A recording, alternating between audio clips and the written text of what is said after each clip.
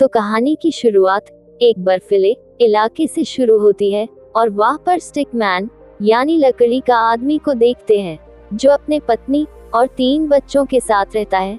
और आज Christmas day होता है, इसलिए स्टिकमैन अपने बच्चों को सरप्राइज देना चाहता है और वो अपने बच्चों से कहता है कि संता तुम्हारा उपहार ले आया है। और यह सुनकर वह बच्चे बहुत खुश होते हैं और वह वहां जाकर अपने उपहार चेक करते हैं, जो स्टिकमैन ने अपने हाथों से बनाए हैं, जो खिलौने होते हैं। और वह स्टिकमैन उन्हें यूज करना सिखाता है और वह बाहर खेलने लगते हैं। तब वहां पर एक इंसानी लड़की आ जाती है। तब स्टिकमैन और उसकी फैमिली सांस रोककर लेट जाते हैं, क्योंकि वह इंसानों से अपना राज छुपा सके। और लड़की के जाने के बाद वह फिर से मस्ती करने लगते हैं। इसी तरह इनके दिन बहुत अच्छी तरीके से बीत रहे थे और स्टिकमैन अपनी फैमिली को पाकर बहुत खुश था। फिर जल्दी ही वसंत ऋतु शुरू हो जाती है और चारों तरफ हरियाली फैल जाती है और स्टिकमैन के ऊपर भी कुछ पत्तियां उगाई थी। और इस खूबसूरत मौसम में स्टिकमैन अकेला ही बाहर निकल जाता है और कुछ दूर जाने पर स्टिकमैन की मुलाकात एक स्नेल से होती है, जो अपने खाने तक पहुंचने के लिए मेहनत कर रही होती है। और स्टिकमैन उसकी मदद कर देता है, लेकिन वो यह नहीं देखता है कि झाड़ियों में डॉग छुपा हुआ है। स्नेल उसको बताने ही वाला होता है, लेकिन अचानक से वह डॉग उसके सामने आ जाता है और डॉग चलती हुई लकड़ी को देखकर बहुत हैरान होता है और वो उसको पकड़ने की कोशिश करता है और कुछ देर बाद उसको पकड़ लेता है और उस लेकर वो अपने मालिक के पास चला जाता है, जो लकड़ी को दूर फेंककर उसको वापस लाने को कहता है। और इसके बाद स्टिकमैन उस डॉग को समझता है कि वह भी एक जीवित प्राणी है और वह अपनी फैमिली के पास वापस जाना चाहता है। और स्टिकमैन को लगता है कि वह डॉग उसकी बात समझ गया है, इसलिए स्टिकमैन वहां से जाने लगता है। तब वह डॉग स्टिकमैन को पकड़ लेता है और उसे अपने मालिक के पास लेकर चला जाता है। तब उसका मालिक स्टिकमैन को दोबारा फेंकने की कोशिश करता है, लेकिन तभी एक गार्ड उसे रोक लेता है और उससे कहता है कि तुम्हें अपने डॉग को इस तरह खुला नहीं रख सकते हो। और यह सुनकर वो लड़का अपने डॉग को लेकर चला जाता है और गार्ड स्टिकमैन को वही साइड में रख देता है। और स्टिकमैन को लगता है कि यह सही समय है, उस अपने घर वापस चले जाता चाहिए और वह जाने लगता है। तब वहाँ पर एक लड़की आ जाती है और वो लड़की भी अपने लिए स्टिक यानी लकड़ी ही खोज रही थी, क्योंकि उस अपने गेम में यूज कर सके। और वो स्टिकमैन को अपने साथ लेकर आ जाती है और दूसरी तरफ स्टिकमैन की पत्नी उसका इंतजार कर रही होती है। और आगे हम उस लड़की को देखते हैं, जो रेस लगाने के लिए स्टिकमैन को पानी में फेंक देती है और स्टिकमैन शांति से तैरता हुआ आगे निकल जाता है। और फिर एक जगह वो नदी से बाहर निकलने लगता है, लेकिन पानी के बहाव के कारण वो ऐसा नहीं कर पाता और एक वाटर डीर में गिरता हुआ एक नदी में पहुंच जाता है। और वो देखता है कि उसका घर उससे दूर होता जा रहा है। और फिर वहां पर मछली पकड़ने वाला कांटा आता है और उसमें मछली पकड़ी हुई होती है और वो उसकी मदद से ऊपर आने लगता है और बीच रास्ते में मछली को आजाद कर देता है।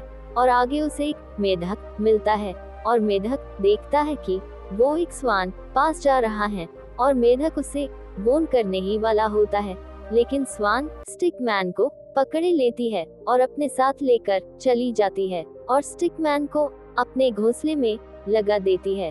और स्टिकमैन वहां से निकलने की बहुत कोशिश करता है, लेकिन वो स्वान उसको वहां से नहीं निकलने देती है। और दूसरी तरफ स्टिकमैन की फैमिली उसको खोजने निकले जाती है और स्टिकमैन उनको कहीं पर भी नजर नहीं आता और थक हार कर वह अपने घर आ जाते हैं।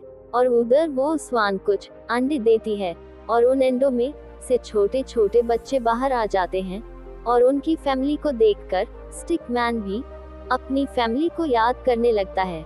और फिर वह स्वान अपने बच्चों को लेकर वहां से चली जाती है और फिर स्टिकमैन वहां से आजाद हो जाता है, लेकिन मुसीबत उसका पीछा अभी तक नहीं छोड़ती और स्टिकमैन एक बोट पैनल से टकराकर फिर से नदी में गिर जाता है और नदी उसे बहाकर उसे अपने साथ लेकर चली जाती है।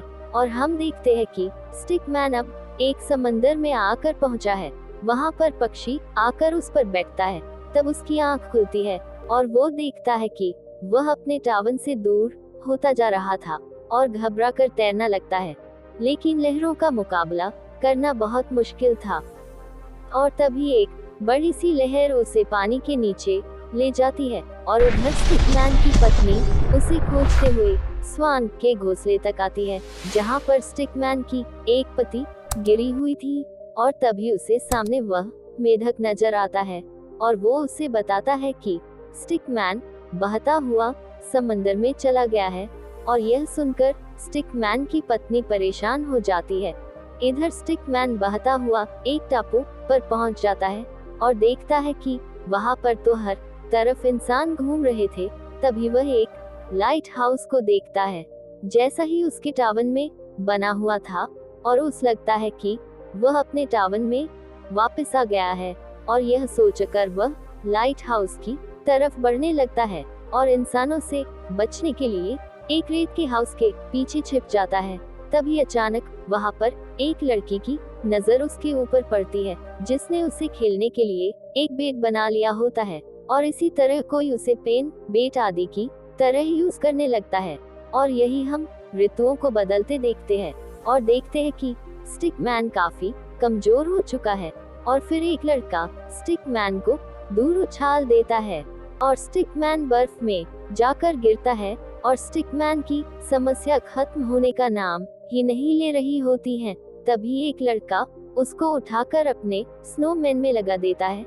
इसके बाद वह बड़ी मुश्किल से अपने आप को वहां से बाहर निकालता है और सोचने लगता है कि जल्दी ही क्रिसमस डे आ जाएगा और वो इस क्रिसमस को अपने परिवार के साथ मनाना चाहता है।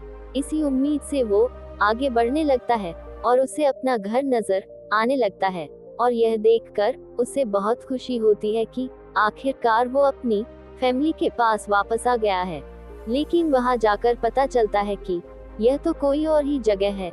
इससे उसका दिल टूट जाता है और दूसरी तरफ स्टिकमैन की पत्नी अपनी उम्मीद खोई जा रही होती है और बर्फ के कारण स्टिकमैन बेहोश हो जाता है और नीचे गिर जाता है और वो फिसलते हुए एक टाउन में पहुंच जाता है। और यहाँ भी एक लड़की उसे उठाकर अपने घर लेकर आ जाती है ताकि आग जलाने में उसका यूज कर सके और स्टिकमैन को इसकी कोई खबर नहीं होती है और वो अपनी वाइफ और अपने बच्चों के बारे में सोचने लगता है। और यही सोचते हुए उसकी आंख खुल जाती है और वह खुद को चूल्हे में देखकर वह डर जाता है। तभी उसे चिमनी से कुछ आने की आवाज सुनाई दे रही होती है और वह डर कर वहां से बाहर भागने लगता है। तभी वो आवाज उसको मदद के लिए बुलाती है और वो कहती है कि मैं यहाँ पर फंस चुका हूँ। और स्टिकमैन उसकी मदद करने के लिए तैयार हो जाता है और चिमनी में जाकर उसे बाहर खींचने लगता है और देखता है कि इसमें तो कोई इंसान फंसा हुआ है और स्टिकमैन उसे खींचकर उसे बाहर लेकर आ जाता है। और स्टिकमैन को पता चलता है कि यह तो सांता है और सांता स्टिकमैन से कहता है कि मैं जानता हूँ कि तुम स्टिकमैन हो और अपनी मदद के लिए उसको शुक्रिया अदा करता है। फिर उसे घर में गिफ्ट रखकर वहां से जाने लगता है। तभी उसे स्टिकमैन का ध्यान आता है, जो देखने में काफी उदास लग रहा होता है। तब सांता कहता है कि तुम्हें मेरे साथ चलना चाहिए। स्टिकमैन भी खुश होकर उसके पीछे चला जाता है और वह गिफ्ट बांटने में सांता की मदद करने लगता है, जहां पर उसे वह लड़का मिलता है जिसने सबसे पहले स्टिकमैन को बेट की तरह यूज किया था। यह देखकर स्टिकमैन उसे बेट गिफ्ट करता है।